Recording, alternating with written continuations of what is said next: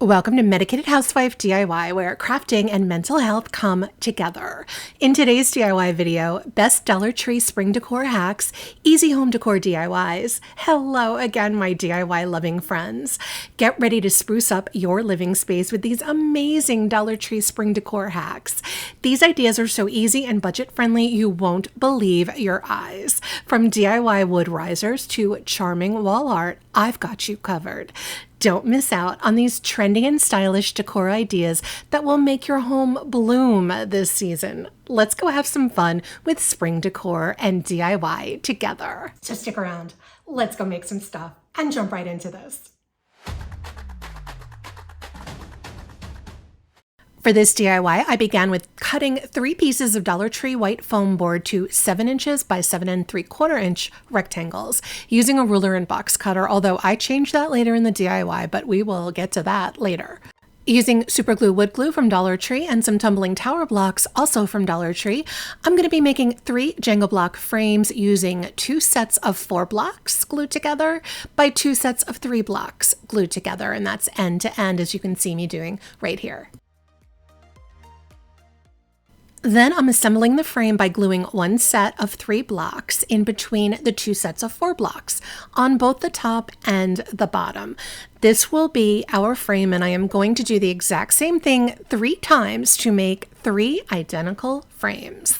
I had originally painted the 3 pieces of foam board with this Bahama blue mixed with white acrylic paint, but I end up not using these blue boards because they're way too bright and vivid for this project, so let's pretend that didn't happen.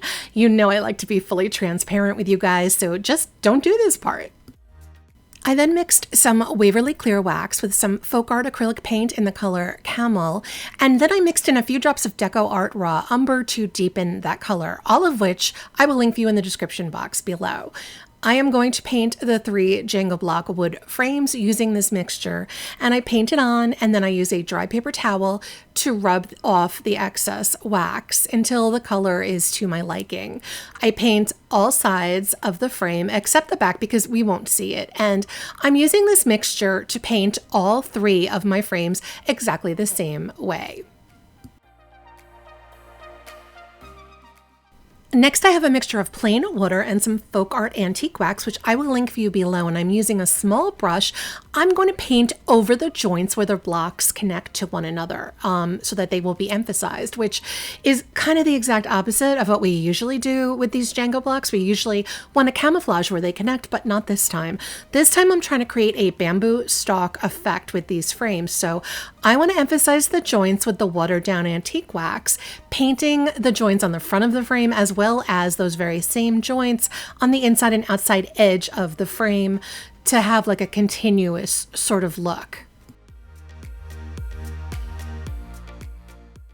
Then to take this bamboo look even further, I use a tiny brush with some undiluted antique wax, and I make a thin, darker line right across in the middle of that joint. Just like a real bamboo stalk would have graduating depths of color at the joints, I am trying to recreate that here. Since I threw out those blue foam boards that I had painted, I was actually out of foam board at that point. So I cut 3 pieces of white poster board to use in my frames instead. And I kept them white because I felt that would work better for my design. So cut these 3 pieces of poster board, and I use hot glue to attach the poster board to the backs of all 3 of the Jenga block frames.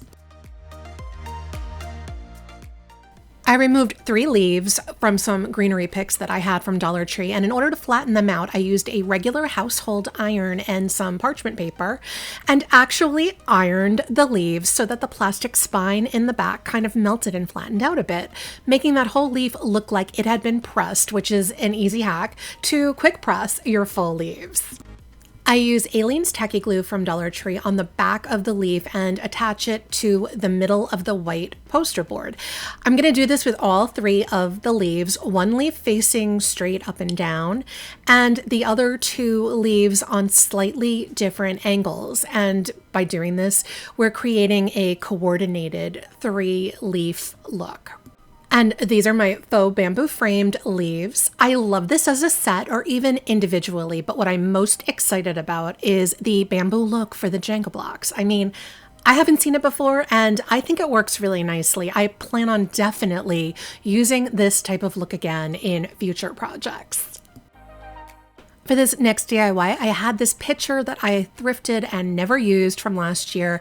It's some kind of pottery, I don't really know. It's just not my style, so I decided to do something different with it. I first took it outside and spray painted it with some Rust-Oleum paint and primer in the color Fossil, which I will link for you below.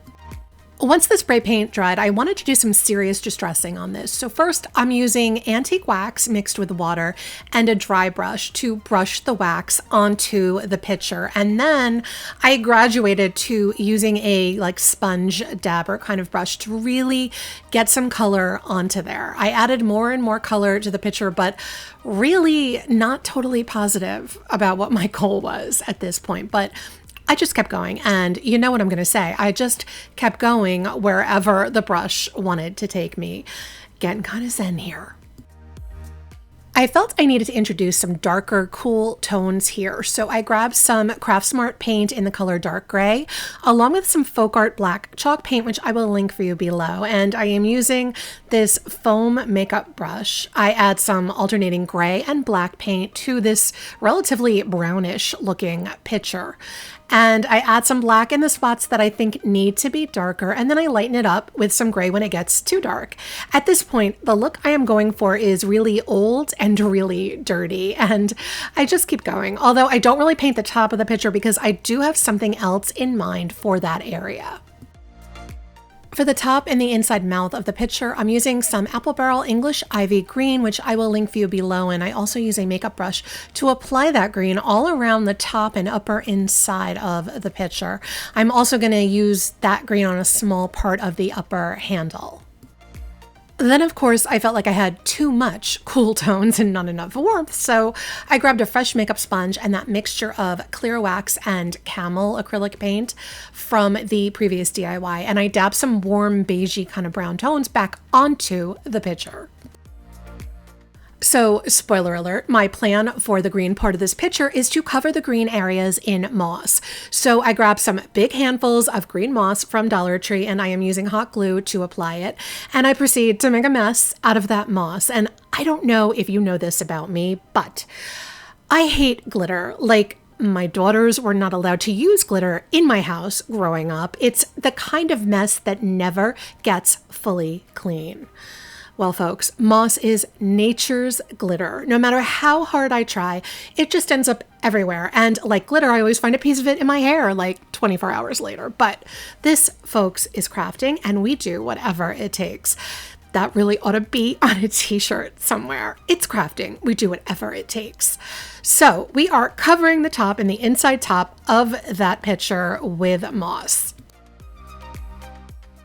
And then I take a small scissors and I trim the hanging bits of moss and give the whole thing a little haircut, and then fill in any of the bald spots that I could see with some more moss until the top of the pitcher looks to be fully covered.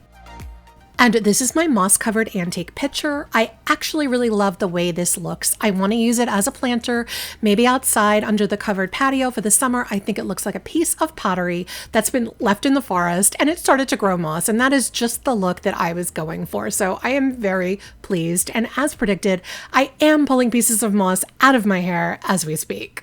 For this next DIY, I'm using 3 wood rings I got on Amazon, and I'll link them below, but you can find some wood rings at Dollar Tree too. Also, some of these tiny wood rings I got at Temu. I am also using 2 of these 3-inch wood rounds that I will link for you below, and this large wood round I got at Walmart, but you can find something similar at Dollar Tree. First thing I do is paint the large wood round with some antique wax, and I wipe off the excess wax with a dry paper towel. I'm going to paint the front and the back and the sides of this wood round. Then I do the same with the 3-inch wood rounds and some antique wax. I did paint 2 of the wood rounds, although you are only seeing one of them here. There are 2 3-inch rounds that need to be painted. Next, I paint the 3 large wood rings, and that is followed by the 3 tiny wood rings. Those are painted as well. Once all my paint is dry, I want to attach the 3 large rings to the 3-inch wood circle and also to each other, but on an angle, as you can see by watching me do here. So first I use some of this Surebonder glue, which I will link for you below. It takes about 30 seconds to set. However, because these rings were being placed on an angle, I did end up also using hot glue in some spots on the bottom and in between the rings to help hold everything in place, because some of those angles required the immediate hold of a hot glue, and basically it just made the whole process easier by using hot glue. So use the hot glue. Then I attached the top of the 3 rings to the bottom of the large wood circle, and I used hot glue to do this. I also made a small wood shim out of a craft stick to fit under one of my wood rings, because with the trouble I had attaching the wood rings together, one of them was not fully level with the other 2. So not an issue. I just used a shim because no one will see it off camera. I did also hot glue the 3 tiny rings together on the same angle and then attach them to the bottom of one of the 3-inch wood circles. And these are my wood circle risers. You can see the tiny one is just like the larger one, but smaller. And I think these risers are very visually interesting. And I just thought it looked really cool to use the wood rings as feet for the risers. This next DIY is super simple. I'm using 2 wood coasters from Hobby Lobby, but you can easily use wood squares from Dollar Tree. I started by painting them with the clear wax and camel paint mixture, although I didn't really need to do that, but my original plan ended up changing, so I did start by painting them with this wax mixture. So once I switched plans, I grabbed some of these small self-adhesive pearls from Dollar Tree, and I began applying them to the 4 sides of each square coaster on the top. Then using Deco Art acrylic paint in antique white, which I will link for you below, I begin by generously painting the pearls to cover up their color, and then painting the rest of the coaster fully with the antique white. I did end up doing 2 to 3 coats for each coaster to fully cover the color of the self-adhesive pearls. I also did paint the edges of both of the coasters. Next, using some antique wax and a dry brush, I distress painted the top of the coasters, paying particular attention to all of the edges and to the pearls to really emphasize them and to give the coaster some overall texture.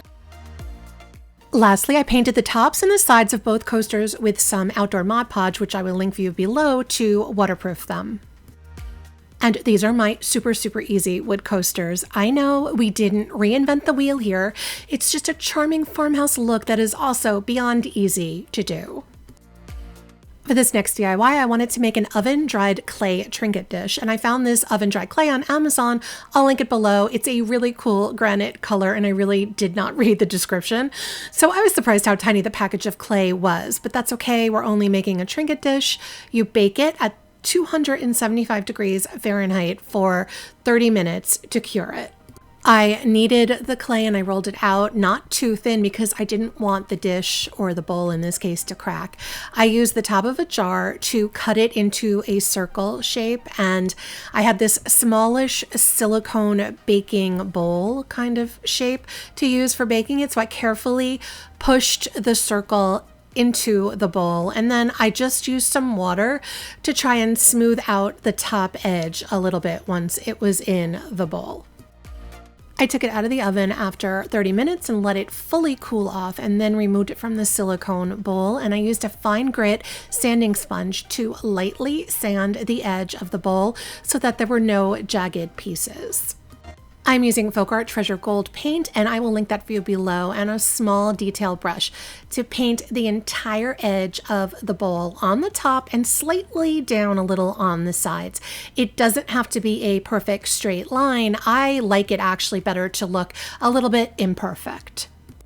And that's all there is to this little granite looking trinket dish or bowl. I love this little dish. It is a little industrial meets a little glam, and it is more than a little cute. Perfect on a dressing table for rings or little trinkets, a winner in my book. And as usual, I want to know what you think. Let me know in the comments which one of these Dollar Tree spring decor DIYs is your favorite and why. I really love hearing from you. And if you've enjoyed this DIY video, there's another one waiting for you. Just click the link in the upper right corner for more Medicated Housewife DIYs. Until next time, my name is Sarah. I'm the Medicated Housewife, and crafting is my medication.